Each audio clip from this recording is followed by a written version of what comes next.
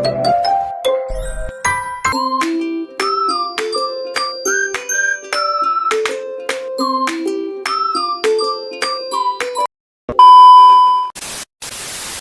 pertama, latar belakang. Seperti yang kita tahu sendiri, perpustakaan itu adalah tempat peminjaman buku. Namun tidak hanya itu saja, tempat perpustakaan itu juga sebagai tempat diskusi antara mahasiswa ataupun dosen dan juga tempat belajar mandiri. Di mana agar fungsinya lebih optimal, maka diperlukannya suasana yang tenang dan juga kondusif. Kualitas dari sebuah fokus dan juga konsentrasi itu juga sangat bergantung pada kualitas akustik ruangan. Namun, kenyataannya, kebisingan ini itu menjadi gangguan utama. Tidak hanya polusi udara, tetapi juga mengganggu konsentrasi dan menurunkan produktivitas seseorang. Berdasarkan regulasi pemerintah Kepmen LH nomor 48 tahun 1996 dan SNI 167063/2004, ambang batas kebisingan untuk area pendidikan dan perpustakaan adalah 55 desibel. Oleh karena itu, penelitian ini dilakukan untuk mengevaluasi apakah Open Library Telkom University sudah memenuhi standar baku mutu tersebut ataupun belum. Yang kedua, rumusan masalah. Rumusan masalah kami ada dua. Yang pertama, bagaimana perbandingan tingkat kebisingan antar zona, di mana ada zona diam, sirkulasi, dan juga kolaborasi. Yang ketiga, apakah kondisi aktual di lapangan sudah sesuai dengan standar ambang batas yang ditetapkan oleh pemerintah. Kemudian selanjutnya ada tujuan eksperimen, di mana yang pertama, untuk mengukur secara aktual tingkat kebisingan di berbagai titik, mulai dari quiet zone, collaboration zone, hingga circulation zone. Yang kedua, mengevaluasi dan membandingkan data lapangan tersebut dengan standar nasional Indonesia atau SNI. Kemudian selanjutnya ada batasan masalah. Batasan masalah kami yang pertama, lokasi, di mana terbatasnya kawasannya hanya di open library saja. Yang kedua, zona. Zona kami fokuskan pada sirkulasi, zona diam, dan juga zona kolaborasi. Yang ketiga, waktunya itu dari siang hingga sore, yaitu pukul 12 hingga pukul 4 sore. Kemudian metode pengambilan data kami dilakukan sebanyak 2 hari, yaitu pada tanggal 8 Mei dan juga 22 Mei 2026. Kemudian acuan, di mana evaluasi ini hanya merujuk pada batas maksimal 55 desibel sesuai dengan Kepmen LH. Kemudian hipotesis. Hipotesis kami yaitu yang pertama, zona sirkulasi akan memiliki tingkat kebisingan yang jauh lebih tinggi dibandingkan dengan zona diam. Kemudian untuk rata-rata kebisingan di Open Library Telkom University diduga bisa saja melampaui rentang standar internasional, yaitu 55 desibel tersebut. Lalu saya akan membahas pada bagian bab kedua, yaitu kajian pustaka. Nah, kebisingan adalah bunyi yang tidak dikehendaki yang menimbulkan ketidaknyamanan sekaligus membawa risiko bagi kesehatan manusia. Bunyi ini hadir dalam berbagai intensitas dan karakter, sehingga pada tingkat dan durasi yang tinggi dapat memicu gangguan fisik maupun mental. Secara lebih spesifik, pada SNI 7231 tahun 2009 mendefinisikan kebisingan sebagai bunyi yang tidak dikehendaki yang berasal dari mesin produksi atau peralatan kerja, yang pada kadar tertentu dapat merusak fungsi pendengaran. Dalam konteks perpustakaan, sebagai ruang belajar yang menuntut ketenangan, gangguan bunyi dapat langsung menghambat proses belajar pengunjung. Nah, selanjutnya, apa itu perpustakaan secara formal? Menurut keputusan Menteri Pendayagunaan Aparatur Negara nomor 132 tahun 2022, perpustakaan adalah unit kerja yang memiliki sumber daya manusia, ruang tersendiri, serta koleksi bahan pustaka minimal 1000 judul dari berbagai bidang ilmu. Namun, lebih dari sekedar tempat koleksi buku, perpustakaan harus menciptakan lingkungan yang optimal bagi pengunjungnya.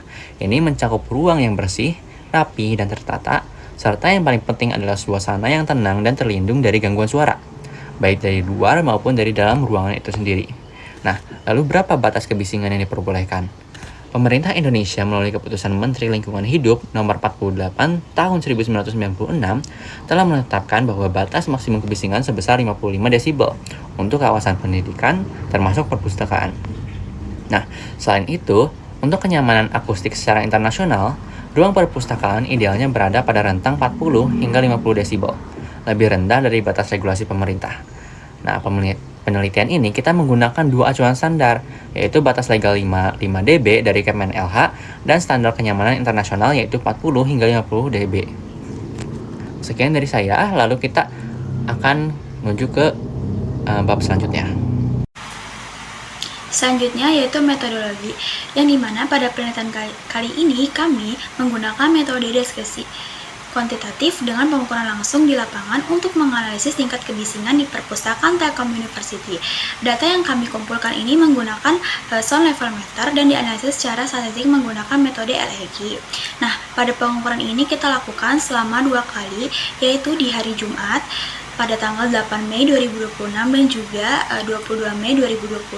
Nah, untuk waktunya yaitu kita dari jam 1 sampai juga jam 3 waktu Indonesia bagian Barat. Nah, jam tersebut ini aktivitas pengunjungnya ini di perpustakaan cukup tinggi sehingga dianggap bisa mewakili kondisi sebenarnya, yang dimana titik pengukuran ini kita bagi menjadi 3 zona utama, yaitu ada zona diam, kemudian ada zona sirkulasi, dan juga ada zona kolaborasi. Nah, prosedurnya ini pengukuran dilakukan dengan sesuai standar SNI dengan pengaturan SLM pada mode DBA dan slow respon. Kemudian pengukuran ini dilakukan selama 15 menit pada tiap titik, yang dimana pencatatan datanya ini setiap 5 menit sekali, sehingga kita bisa memperoleh 400 sampai 500 data. Kemudian data yang kami peroleh ini kami hitung menggunakan rumus LEG untuk mengetahui tingkat kebisingan rata-ratanya.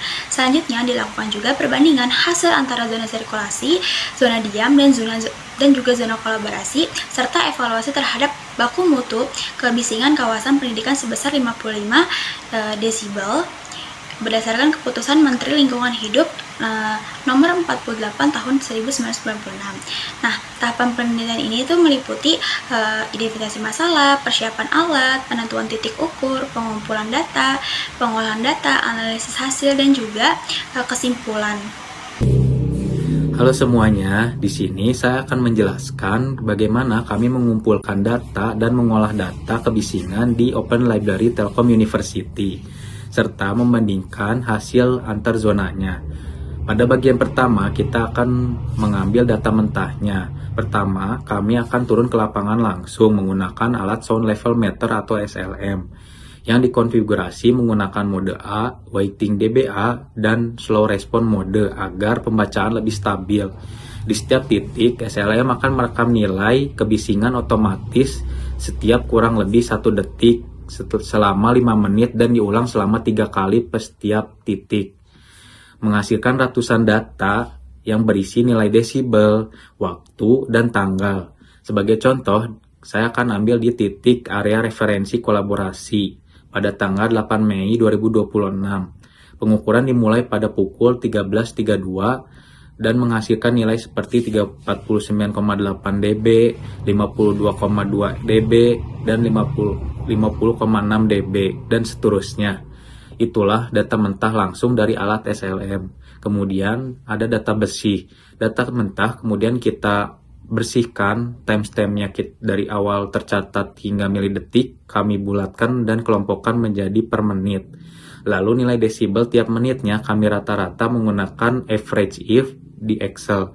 Kemudian hasilnya adalah satu nilai per desibel per menit yang mempresentasikan kondisi kebisingan di waktu tersebut. Kemudian ada data olah atau LEG. Data bersih lalu kami olah menggunakan rumus LEG atau Equivalent Continuous Sound Level. Rumusnya seperti berikut. Nah, LEG sama dengan 10 dikali log 10 dalam kurung 1 per N dikali sigma 10 pangkat LI dibagi 10. LEG mempresentasikan seluruh fluktuasi kebisingan menjadi satu nilai tunggal yang secara energi. Dari sini terbentuklah tabel data yang berisi waktu per menit, nilai LEG, baku mutu yaitu 55 dB, kemudian ada selisih dan status. Dari tabel inilah kami dapat menghasilkan grafik dengan sumbu X waktu per menit dan sumbu Y yaitu LEG. Untuk grafiknya sebagai berikut. Nah, kemudian ada kesimpulan per titik. Pada hasil pengolahan, titik ke area referensi kolaborasi pada hari Minggu kedua 22 Mei 2026 berstatus aman. Nilai LEG-nya di bawah baku mutu DBA yaitu 55 DBA. Nah, 18 titik lainnya semua kami proses dengan alur yang sama persis seperti yang saya jelaskan tadi. Kemudian ada perbandingan antar zona. Setelah semua titik selesai diolah, kami rangkum dan tabel tersebut menggunakan perbandingan zona di 2 minggu pengukuran.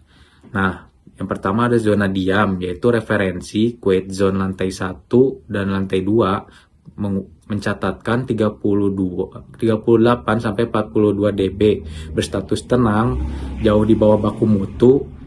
Kemudian ada zona kolaborasi, referensi kolaborasi read and learn lantai 1 dan lantai 2 berada di 55 sampai 60 dB dan berstatus sedang, tepat di batas mutu yang wajar karena memang zona diskusi. Kemudian ada zona sirkulasi, yaitu ada multimedia, mezanin, dan mezanin lantai 2. Mencatatkan 64 sampai 70 dB dan berstatus bising karena melampaui batas mutu yang telah ditetapkan oleh Kepmen LH. Karena aktivitas pergerakannya pengunjung yang paling tinggi di sana. Pola ini konsisten di kedua minggu pengukuran. Dari grafik perbandingan, terlihat zona diam selalu paling rendah. Kemudian zona kolaborasi di tengah dan zona sirkulasi paling bising. Membuktikan bahwa pembagian zona di Open Library secara pembagian akustik terbentuk nyata. Meskipun zona sirkulasi perlu perhatian lebih banyak karena sudah melewati ambang batas yang sudah diizinkan oleh Kepmen LH.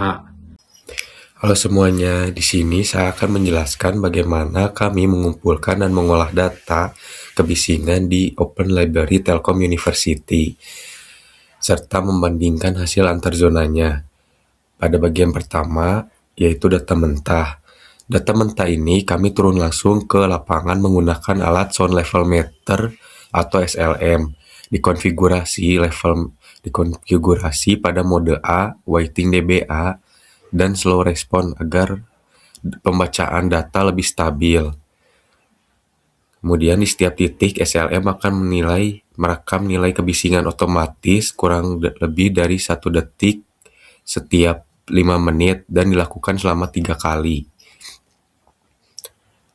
Dan akan menghasilkan yaitu function, value, slow or fast, under, status, time, dan date.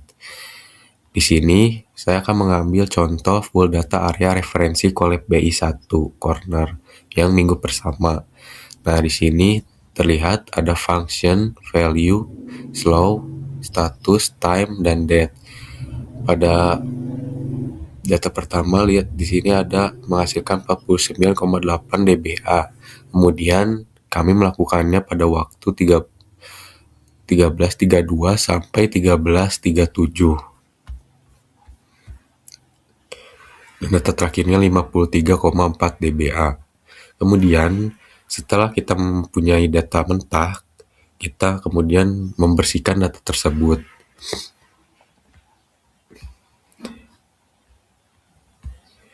Nah, pada data bersih ini kita bulatkan waktunya agar terlihat rapi. Kemudian kita analisis statistiknya, terlihat bahwa nilainya waktu pada 13.32 hingga 13.37 terdapat nilai maksimum dan minimumnya. Kemudian kita pakai LQ-nya, yaitu rumus LQ 10 pangkat K ini dari data K sampai 305 dibagi 10. Kemudian kita average, kita gunakan LQ dan standarnya. Kemudian kita olah data tersebut. Data bersih lalu kami olah menggunakan rumus LQ atau Equivalent Continuous Sound Level. LQ mempresentasikan seluruh fluktuasi kebisingan menjadi satu nilai tunggal secara energi. Dan dari sini terbentuk tabel data berisi waktu per menit, nilai LQ baku mutu yaitu 55 dBA sesuai dengan standar Kepmen LH. Kemudian kita menggunakan selisih dBA. Selisih ini digunakan dari LQ yang udah kita dapat dikurangi baku mutunya sehingga bisa kita lihat statusnya aman. Jika melebihi dari 55, maka statusnya akan waspada. Kemudian kita buat tabel seperti ini. Nah, setelah itu kami melakukan kesimpulan di ringkasan. Nah, ringkasan ini terlihat bahwa pada sesi 1, sesi 2, hingga sesi 3 ada waktu, ada eleki, ada baku mutu, lalu selisih, dan status. Karena rata-rata aman, maka zona sirkulasi pada mezanin lantai 1 berstatus aman. Untuk statistik DBA-nya seperti ini. Ada sesi, average, maksimum, minimum, dan standar deviasi sederhana. Nah, setelah kami mengolah datanya setiap titik dan merangkum datanya, kemudian selanjutnya kami memiliki tabel rekapitulasi untuk zona kolaborasi pada pengukuran minggu pertama, yaitu 8 Mei 2026. Pada zona Collab 1 ini mencakup 3 titik ukur, yaitu titik referensi, titik belajar, dan titik mezanin zona kolaborasi. Nah, tabel ini merangkum hasil pengolahan dari seluruh sesi pengukuran masing-masing titik. Pada setiap sesi berlangsung selama 5 menit dan dilakukan selama 3 kali, lalu dibandingkan dengan baku mutu yaitu 55 dBA sesuai standar Kepmen LH atau lingkungan hidup untuk menentukan statusnya yaitu aman, waspada, dan bahaya. Pada sisi kanan juga terdapat tabel yaitu tabel statistika yang menyajikan per sesi yaitu nilai rata-rata, maksimum, minimum, standar deviasi, dan elekinya. Bisa dilihat dari sini pada zona referensi Collab 1, average-nya 53 dan maksimumnya 65,6 dB. Kemudian untuk minimumnya 48,8 dB dan standar deviasinya yaitu 2,08. Untuk elekinya yaitu sebesar 54,30. Pada sesi 2 yaitu 54 dan maksimumnya 68,1 dB, untuk minimumnya 46,8 dB, dan untuk standar deviasinya 3,1 dan elekinya 55,44. Serta yang pada sesi terakhir yaitu sesi 3 yaitu average-nya 50,833, maksimumnya dB-nya yaitu 61 dB, minimumnya 45,9 dan standar deviasinya 2,1661. Untuk elekinya yaitu 52,66. Di sini juga terdapat zona belajar Collab 1 dan mezanin Collab 1. Setelah kita menentukan statistikanya, kemudian kita masukkan ke data eleki per titik minggu pertama. Nah, di sini kita berbandingkan yaitu ada titik referensi, belajar, dan mezanin. Pengukurannya yaitu sesi 1, sesi 2, dan sesi 3. Kemudian untuk menitnya dari menit 1 sampai menit ke-5. Terdapat elekinya untuk setiap titik, dan setelah itu kami buat grafiknya. Berikut adalah grafik hasil pengukuran dari 3 titik di zona kolaborasi pada minggu pertama, yaitu sumbu X menunjukkan pada waktu pengukuran dalam satuan menit dari menit 1 hingga menit ke-5 per sesi, sedangkan sumbu Y menunjukkan nilai eleki dalam satuan dBA. Secara keseluruhan, grafik ini menunjukkan pola konsisten. Nilai eleki bergerak dinamis mengikuti aktivitas real-time di lapangan, namun rata-ratanya tetap berada di bawah kisaran baku mutu 55 dBA. Ini mempertegas bahwa zona kolaborasi memang berada tepat di batas ambang yang diizinkan oleh Kepmen LH. Kemudian kami juga melakukan pada zona quit zone, di mana quit zone tersebut terdapat 3, yaitu ada referensi, belajar, dan mezanin juga. Nah, kami juga melakukan data tersebut di satu zona lagi yaitu circulation zone.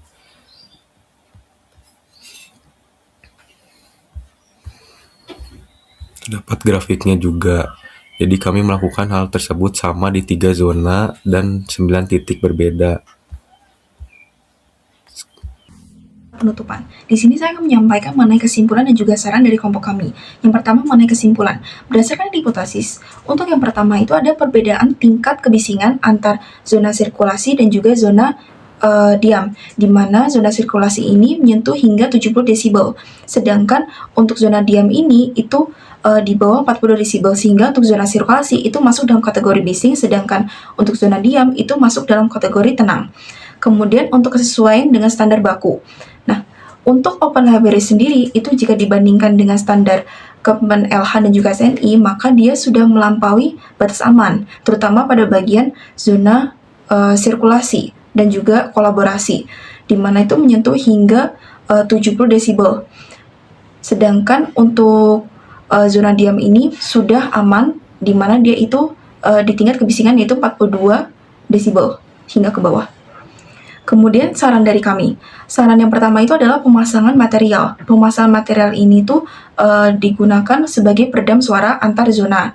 Kemudian yang kedua itu ada pengetatan aturan, di mana kita tahu bahwa zona kolaborasi dan juga zona sirkulasi ini menjadi tingkat kebisingan paling tinggi, sehingga butuhnya edukasi dan juga pengetatan aturan. Kemudian ada optimalisasi layout ruangan, di mana mempertimbangkan penataan ulang posisi perangkat multimedia ataupun area sirkulasi utama itu agar lebih menjauh dari mobilisasi pengunjung. Kemudian ada juga saran mengenai saat pengambilan data. Saat pengambilan data untuk alatnya sendiri itu diperlukan dipegang. Jadi maksudnya itu alat itu dipegang ke atas, karena kalau misalnya kita taruh alat itu bisa mendeteksi getaran. Jadi itu akan datanya akan lebih tinggi. Jadi disarankan untuk dipegang, dan juga disarankan juga untuk alat ini juga dipegang secara hati-hati, karena alat ini juga sangat sensitif terhadap suara seperti itu. Sekian dari kami, terima kasih.